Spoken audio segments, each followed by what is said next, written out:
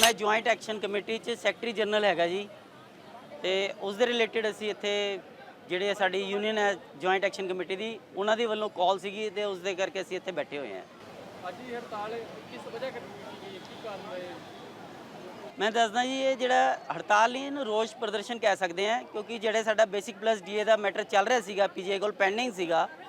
ਇਹਨਾਂ ਨੇ 2018 ਤੋਂ ਇੱਕ ਗੱਲ ਤਾਂ ਮੰਨੀ ਹੈ ਕਿ ਅਸੀਂ ਇਹਨਾਂ ਨੂੰ ਏਰੀਅਰ ਦੇ ਦਾਂਗੇ और एरियर दे भी रहे हैं। कुछ कैटेगरी का इन्हों का क्लीयर हो गया, कुछ का रह गया है, पर इन्होंने एक कैटेगरी है जी हॉस्पिटल अटेंडेंट की वो बाहर कढ़ती सी जिस तो सानू रोष है तो असी अज उसका रोष प्रदर्शन जोड़ा असी अज इत्थे बैठे कर रहे हैं।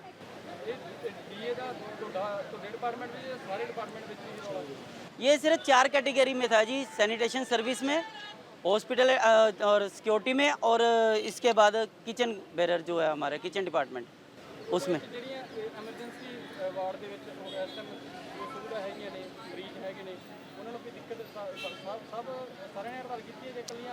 नहीं, इसमें सभी कैटेगरी ने हड़ताल की है। जो ये यूनियन की तरफ से सभी कैटेगरी को कॉल थी हड़ताल की और इसमें सभी कैटेगरियाँ चाहे वो सफाई कर्मचारी हो, चाहे हॉस्पिटल अटेंडेंट हो, चाहे सिक्योरिटी गार्ड हो और जो भी कैटेगरी है, इवन के कैशियर भी हो, MRT, LTC, रिसेप्शनिस्ट, सभी इसमें कैटेगरियाँ शामिल हैं जी।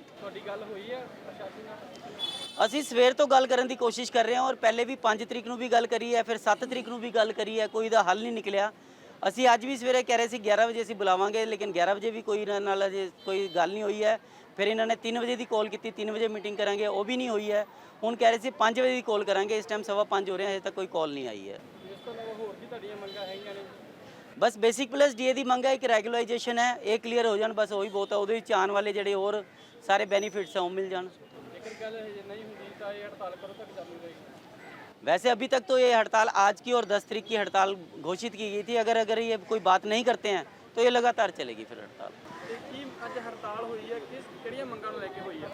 सर एक्चुअली ਜਿਹੜੀ ਸਾਡੀ ਮੰਗਾਂ ਹੈਗੀਆਂ ਕੋਈ ਜ਼ਿਆਦਾ ਵੀ ਨਹੀਂ ਹੈਗੀਆਂ, ਅਸੀਂ ਜਿੱਤੇ ਵੀ ਹੋਏ ਹੈਗੇ ਆ ਕੇਸ, ਬਟ ਸਾਨੂੰ ਫਿਰ ਵੀ ਨਹੀਂ ਦਿੱਤਾ ਜਾ ਰਿਹਾ। ਇਹਨਾਂ ਕੋਲ ਪੈਸਾ ਆ ਗਿਆ, ਪੀਜੀਆਈ ਕੋਲ ਸਾਰਾ ਕੁਝ ਹੈ, ਪਰ ਸਾਨੂੰ ਨਹੀਂ ਦਿੱਤਾ ਜਾ ਰਿਹਾ। ਸਾਨੂੰ ਹਰਾਸਮੈਂਟ ਕੀਤਾ ਜਾ ਰਿਹਾ ਉਲਟਾ। ਪ੍ਰਸ਼ਾਸਨ ਦੇ ਨਾਲ ਗੱਲ ਹੋਈ ਆ?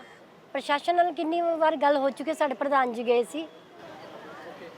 ਤੁਹਾਨੂੰ ਇਸ ਹੜਤਾਲ ਨੂੰ ਲੈ ਕੇ ਮਰੀਜ਼ਾਂ ਨੂੰ ਜਿਹੜੀਆਂ ਪਰੇਸ਼ਾਨੀਆਂ ਦਾ ਸਾਹਮਣਾ ਕਰਨਾ ਪੈ ਰਿਹਾ? ਸਰ ਇਹ ਤਾਂ ਪ੍ਰਸ਼ਾਸਨ ਨੂੰ ਸੋਚਣਾ ਚਾਹੀਦਾ ਸਾਨੂੰ ਥੋੜਾ, ਅਸੀਂ ਤਾਂ ਆਪਣੇ ਹੱਕ ਲਈ ਖੜੇ ਆ ਨਾ। ਇਹ ਤਾਂ ਪ੍ਰਸ਼ਾਸਨ ਦੀ ਗਲਤੀ ਹੈ। ਅਸੀਂ ਕਿਹੜਾ ਇੱਥੇ ਹੜਤਾਲ ਕਰਕੇ ਖੁਸ਼ ਹੋ ਰਹੇ ਹਾਂ? ਸਾਨੂੰ ਤਾਂ ਸਗੋਂ ਅੰਦਰ ਕੰਮ ਕਰਕੇ ਖੁਸ਼ ਹਾਂ ਅਸੀਂ ਲੋਕ, ਨਾ ਕਿ ਇੱਥੇ ਹੜਤਾਲ ਕਰਕੇ। ਕੋਈ ਮਰੀਜ਼ ਆਏ ਤੁਹਾਡੇ ਕੋਲ ਕਿ ਸਾਡਾ ਕੁਝ? ਨਹੀਂ ਹਾਲੇ ਕੋਲ ਐਕਚੁਅਲੀ ਕੋਈ ਪੇਸ਼ੈਂਟ ਨਹੀਂ ਆਇਆ ਸਾਡੇ ਕੋਲ ਤਾਂ। ਵੈਸੇ ਮਰੀਜ਼ਾਂ ਹੀ ਕਰਕੇ ਅਸੀਂ ਕੰਮ ਕਰਦੇ ਹਾਂ, ਪਰ ਅਸੀਂ ਵੀ ਮਜਬੂਰ ਹੋ ਕੇ ਇਹ ਕੰਮ ਕਰ ਰਹੇ ਕਿ ਸਾਨੂੰ ਆਪਣਾ ਹੱਕ ਮਿਲੇ, ਅਸੀਂ ਕਿਉਂ ਕਰੀਏ? हक का वादा करते हैं फिर डांट करते हैं। ਸਾਡੀ ਮੰਗਾ ਕਿ ਸੇਮ ਵਰਕ ਸੇਮ ਪੇ ਹੈ, ਜਿਹੜਾ ਅਸੀਂ ਜਿੱਤੇ ਹੋਏ ਹਾਂ ਕੇਸ 2018 ਤੋਂ। ਜਿਹੜੇ ਪੱਕੇ ਮੁਲਾਜ਼ਮਾਂ ਨੂੰ ਉਹਨਾਂ ਦੀ ਤਰ੍ਹਾਂ ਤੁਹਾਨੂੰ ਵੀ ਸਭ ਕੁਝ? ਹਾਂਜੀ ਸੇਮ 10 ਸਾਲ ਜਿਨ੍ਹਾਂ ਦੀ ਡਿਊਟੀ 10 ਸਾਲ ਦੀ ਹੋ ਗਈ ਨੌਕਰੀ, ਉਹਨਾਂ ਨੂੰ ਪੱਕੇ ਕਰਨ ਦਾ ਵੀ ਹੈ ਮਤਲਬ ਜੀ ਆਰਡਰ ਹੋਇਆ ਪਿਆ ਸਾਡਾ। ਹੋਰ ਕੋਈ ਮੰਗਾ ਹੋਰ ਇਸ ਤੋਂ ਇਲਾਵਾ? ਨਹੀਂ ਸਰ ਸਾਡੀ ਹੋਰ ਕੋਈ ਡਿਮਾਂਡ ਨਹੀਂ ਹੈ। ਅਸੀਂ ਸੇਮ ਵਰਕ ਸੇਮ ਪੇ ਦੀ ਡਿਮਾਂਡ ਹੈ ਸਾਡੀ। ਐਜ਼ ਆ 46 ਕਰੋੜ ਰੁਪਇਆ ਸਾਡਾ ਆਇਆ ਹੋਇਆ, ਪੈਸਾ ਆਇਆ, ਦਿੱਤਾ ਨਹੀਂ ਗਵਰਨਮੈਂਟ, ਬਾਰ-ਬਾਰ ਕਹਿ ਰਹੀ ਹੈ ਦਵੋ। ਕਿੰਨੇ EMPLOYE ਹੈਗੇ ਨੇ ਜਿਹੜੇ? ਸਰ 4500 ਤਕਰੀਬਨ ਹੈ ਸਰ।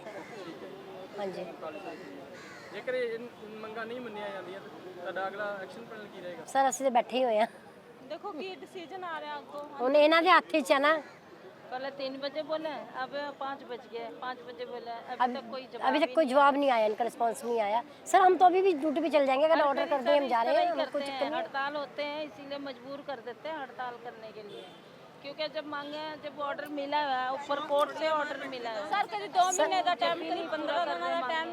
सर हम तो ड्यूटी करने के लिए बैठे हैं यहाँ पे, ठीक है। अगर ये हाँ कर दे, अगर ये हाँ कर दे हमें, तो हम तो ड्यूटी करने को तैयार है, हमें कोई प्रॉब्लम नहीं है ड्यूटी से, बट लेकिन ये हमें तंग कर रहे हैं उल्टा। ਕੀ ਲੱਗਦਾ ਤੁਹਾਨੂੰ ਮੰਗਾਂ ਮੰਨੀਆਂ ਜਾਣਗੀਆਂ ਤੁਹਾਡੀਆਂ?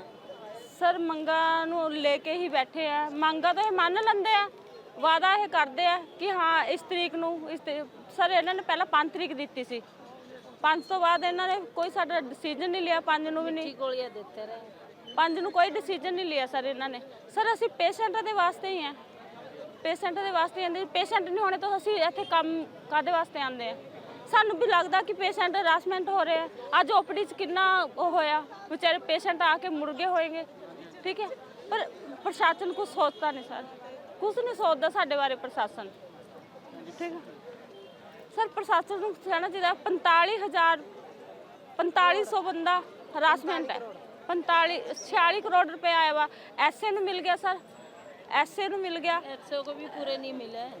उनको भी अभी नहीं दिए, पूरे नहीं दिए। और एचओ को तो बिल्कुल नहीं। हाँ जी मिले हैं एसए को मिले 3 डिपार्टमेंट को मिले हैं, एसए सिक्योरिटी गार्ड और किचन। किचन डिपार्टमेंट तीनों ने मिले सर वो भी थोड़े थोड़े मिले, पूरे भी किसी को नहीं पूरे मिले। भी नहीं दिए, थोड़े थोड़े ही दिए।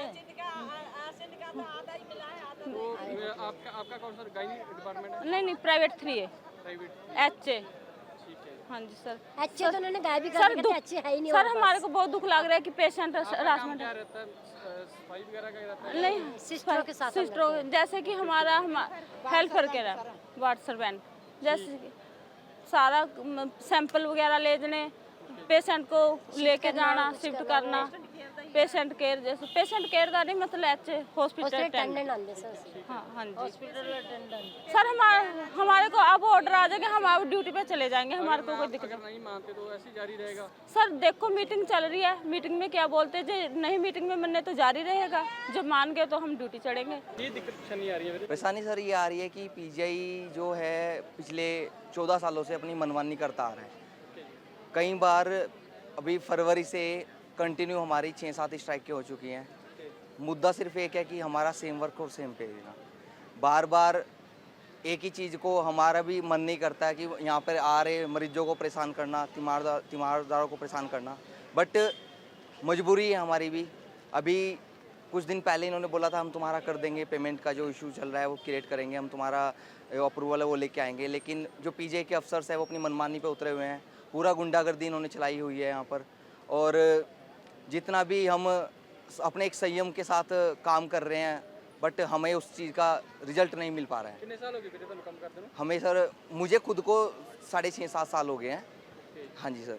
मैं जो हमारा एक केस है जो हमारा केस है उसको चलते हुए 14 साल हो गए हैं और हम इसको अच्छी तरह जीत के भी आए हैं। और पीजीआई प्रशासन के सामने अपना जो रखते आ रहे हैं कि हमें जो हमारी मांगे हैं वो पूरी की जाएं। हमारी मांगों में यह सबसे मेन है कि सेम पे सेम वर्क वाला। तो इन्होंने हमें आश्वासन दिया था कि खुद डायरेक्टर साहब ने आके बाहर आके हमें बोला कि हम आपकी जो मांगे हैं वो पूर्ण करेंगे, उसको टाइम टू टाइम हम तुम्हें देंगे, लेकिन उसके बाद भी अपनी जुबान पे नहीं कायम रह पाए।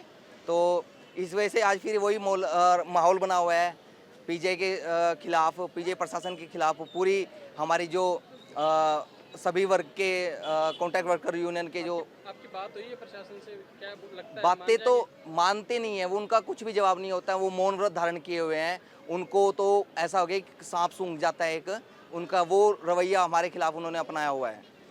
जी सर।